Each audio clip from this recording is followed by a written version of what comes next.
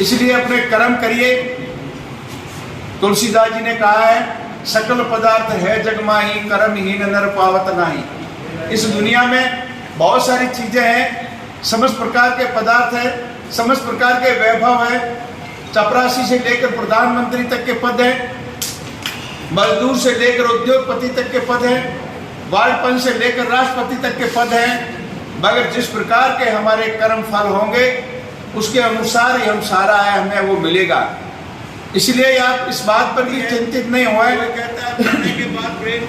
कि आपको अभी कुछ मिल रहा है या नहीं मिल रहा है। आप इस बात में विश्वास रखिए कि जितना हमारा कर्म था, जितना हमारा कार्य था, जितना हमारा कर्म फल था वो हमें निश्चित रूप में प्राप्त हो रहा है और वो उसके घर में कोई कमी नहीं है।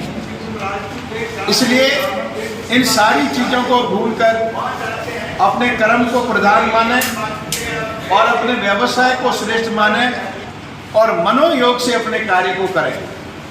ये संगठन, बहुत सारे शिक्षकों के भी संगठन बने हैं और भी बने हैं। ये एक प्रकार की व्यवस्था है, ये कोई एक फाइनल डिसीजन नहीं है कि दुनिया में यही चीज बढ़िया है, इससे कोई बढ़िया चीज हो नहीं सकती। हम काम करके या हमारे कर्म फल के आधार पर अपने संगठन को मजबूत कर सकते हैं, संख्या बढ़ा सकते हैं, इस प्रकार के कई नवाचार करके नए साथियों को जोड़ सकते हैं। मैं पिछले कई वर्षों से देख रहा हूँ, मुझे ऐसा लगता है कि हालांकि जिस तीव्रता से हमारे संगठन की संख्या बढ़नी चाहिए वैसी नहीं बढ़ रही है। हम जिस प्रकार से हमने शुरुआत की थी और जिस समय हम 10-15 लोगों से शुरू होकर 250, 300, 500 आदमी तक के वो सम्मेलन को लाए थे और आज है वो एक जगह हम स्तर से लग रहे हैं।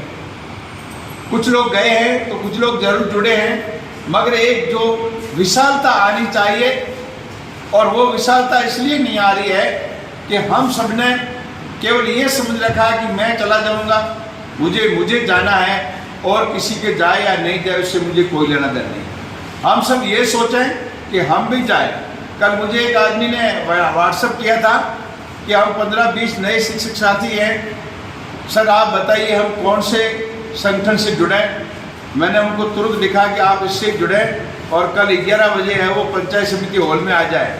वो आए हैं या नहीं आए वो अलग बात है, मगर जब भी आपसे कोई राय मांगे, जब भी कोई आपसे सलाह मांगे तो अपने कार्यों की, अपने संगठन की उन अच्छाइयों को सबके सामने रखें जिससे प्रभावित होकर लोग हमसे अधिक जुड़ें।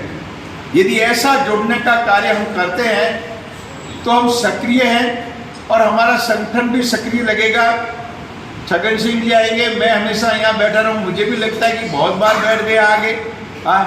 अब कभी न कभी तो एक नागार्जुन ने कविता कही है, 2 लाइन नहीं कहूँगा, कि खड़खड़ खड़खड़ करने वाले वो पीपल के पीले पत्ते, अब न तुम्हारा राज माना, रंग पुराना ढंग पुराना, आज गिरो कल गिरो कि परसों। अब तो गिरने वाले हैं, आज गिरो या कल या परसों गिरो और खड़खड़ कर रहे हो, जगह नहीं छोड़ रहे हो, कोई और दूसरा आकर बैठे। तो हम चाहते हैं कि युवा साथी आगे आए और ये जो खड़खड़ करने वाले पीले पत्ते हैं इनको झड़ने दें। और झड़ने के बाद में या नए पत्ते, नई कौपलें फूलकर प्रफुल्लित होकर आगे और अधिक संख्या में आए और ये हमारा संगठन बहुत ही अच्छे तरीके से फलीभूत हो, आगे बढ़े, दिन दूनी और रात चौगनी प्रगति करे और आप सभी लोग मिलकर इस संगठन के लिए बहुत ही बेहतरीन तरीके से कार्य करें। इन्हीं शुभकामनाओं के साथ मैं अपनी वाणी को विराम देता हूँ। जय हिंद।